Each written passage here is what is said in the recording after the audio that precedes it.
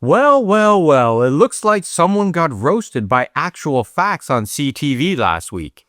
Pete Hoekstra was interviewed by Vassy Kapelos on Canadian TV and got a big surprise. Someone calling him on his lies. Yep, he walked into that interview looking like the man who had all the answers. But by the end of it, he looked like someone who had just been caught reading from a script that no longer matched reality. He was defensive. At times, he was completely caught off guard, and he was visibly shaken. And then came the moment that changed the entire interview. She challenged him directly on Donald Trump's rhetoric towards Canada. What Trump had said, what Trump had done, and how Hoekstra expected Canadians to simply accept the official American version of events. What followed was one of the most uncomfortable exchanges we've seen from the U.S. ambassador in a very long time. What that exchange revealed about where Canada actually stands right now and why Washington's approach is starting to crack is exactly what we're going to walk you through today. So here's the backdrop for this interview here. For the past 18 months, Washington's strategy towards Canada has been built around that one core assumption, right? That Canada would eventually feel enough pressure and come to the table on American terms. Tariffs, economic threats, rhetorical provocations from the president himself. The entire approach was designed to force Canada's hand quickly before Canada had time to find alternatives. But Canada didn't fold. Not on CUSMA, not on trade terms, not on sovereignty. Canada diversified its relationships. The Australia military partnership, the Mexico United Front, the Japan expansion, the Arctic infrastructure investment, and refused to negotiate from a position of fear. Washington seriously did not plan for that level of sustained resistance, and the effects they're starting to show. So this interview was supposed to be routine, right? Hoekstra shows up on Canadian TV, delivers the message, holds the line, and, reminds Canada that the United States is still the one setting the terms. That was his assignment. Instead, what Canadians watched was a U.S. ambassador with no clean answers, no timeline, and no credible defense of his own president's position. And the host, I love Vassy. She didn't need to shout to get there. She just kept asking the obvious questions. And finally, I'm so proud of her, someone calling him out for their lies, and I love it. Now, let's get into the specifics of this, because the first exchange is where this whole thing actually starts to unravel. And it does. It happens fast. Hoekstra told Canadians on camera that the United States has never taken aim at Canada specifically, that the tariffs were part of a broader global policy, that America had not singled Canada out. And Vassy looked at him and said one word, really? She didn't need to say anything more than that because every Canadian watching that interview had personally lived through the last year and a half. The fentanyl accusations tied directly to Canada. Remember that? The economic threats. Donald Trump repeatedly calling Canada the 51st state. The open mockery of Canadian sovereignty. These weren't things that we all heard about just secondhand. We watched them happen in real time, directed at our country by Trump himself. And then Hoekstra, what did he do? He tried to recover with the, everyone got hit defense, pointing out that other countries also faced tariffs. But Vassy, she had already closed that door. Because yes, sure, other countries faced tariffs, but Canada alone faced tariffs tied to fentanyl accusations. Canada's prime minister was personally mocked. Canada was threatened in terms Trump simply did not use with any other trading partners. Lies, lies, and more lies. He was being asked to defend something that we had watched unfold with our own eyes. And the moment he realized he couldn't do it, well, you could see it happen. The confidence drained from his little weaselly face, and it never fully came back for the rest of that interview. At one point in the interview, Hoekstra described a meeting last October between Trump and Prime Minister Carney. According to Hoekstra himself, both sides walked away from that meeting, believing that a framework on oil, uranium, auto parts, steel, and aluminum was practically finished. He actually used the word excited. Everyone left that meeting excited about the progress that had been made. Then she asked the obvious question. Well, if everyone was excited, if a framework was essentially done, what happened? Why are we 7 months later with nothing to show for it?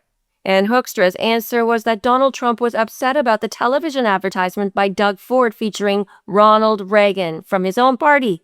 That is the official explanation from the U.S. ambassador for 7 months of completely stalled negotiations. A president having a hissy fit. He got his feelings hurt, right? Then, Vassy pointed out that the Prime Minister had already publicly apologized for the ad and distanced himself from it entirely. And then she asked why that wasn't enough to get things moving again. Hoekstra, he said he didn't know the details of the discussions. This is the guy specifically sent to communicate American trade policy to Canada, and he doesn't know the details of why the deal fell apart. And from there, she kept pressing. Does Washington actually want CUSMA to continue? When will Trump define his position? What would Canada receive in return for concessions? Hoekstra's answer to nearly every single one of those questions was the same 4-word. The president will decide. When?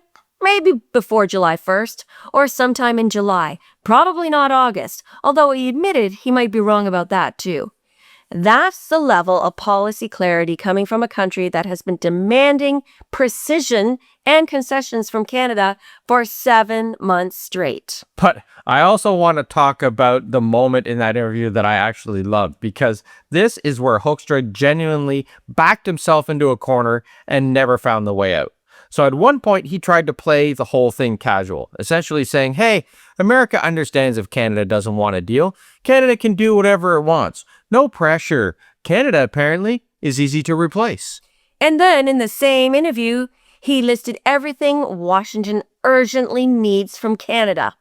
Oil, uranium, steel, aluminum, auto parts, critical minerals. He listed them one by one on camera in the same conversation where he had just told Canadians they were easy to replace.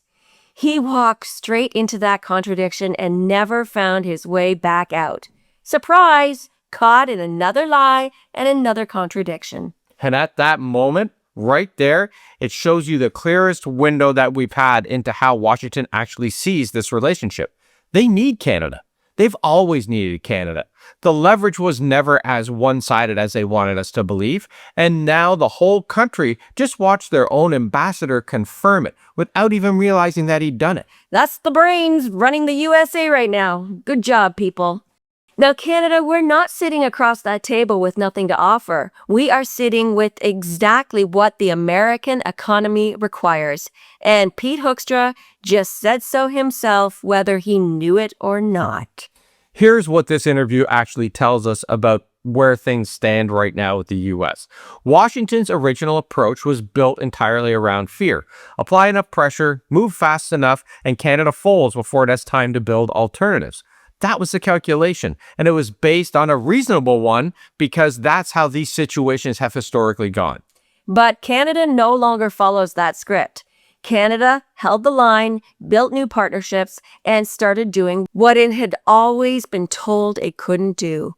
Systematically reducing its dependency on a single, unpredictable partner. And Washington, they did not have a plan for that level of resolve. It caught them completely by surprise. Yeah. So now you have an ambassador showing up on Canadian television, not to threaten, not to lecture about consequences like usual, but to quietly mention that America is still available as a partner. That is a fundamentally different message than the one that he walked in with, and the signal it sends is unmistakable. Vassy didn't shout. She didn't score cheap points. She just asked the next obvious question after obvious question and kept asking it. And Pete Hoekstra had nothing. Nada. So Canada holding the line is something that they didn't count on. So listen, Washington still hasn't clarified its position on CUSMA. Trump still hasn't defined what he actually wants from this negotiation. And Hoekstra still can't tell you when that changes or whether it changes at all. The goalposts, they just keep moving. And the only consistent thing has been Canada refusing to chase them. But what we know right now is this. Canada is not panicking. They're not begging, and the side that was supposed to be holding all that leverage just had its ambassador fall apart on national television. That is not what a winning position looks like at all. So here's our question for you today. Do you think Washington actually comes to the table with real terms before the Kuzma deadline? Or does Trump keep moving the goalpost and this drags deep into the fall? Let us know what you think in the comments because we love hearing from you as usual. And if you haven't subscribed yet, we're covering topics like this every single day. So stay tuned, make sure you subscribe, share, hype, and check out the next video that's right here below. Thanks for watching, everybody, and we'll see you tomorrow. Ciao for now.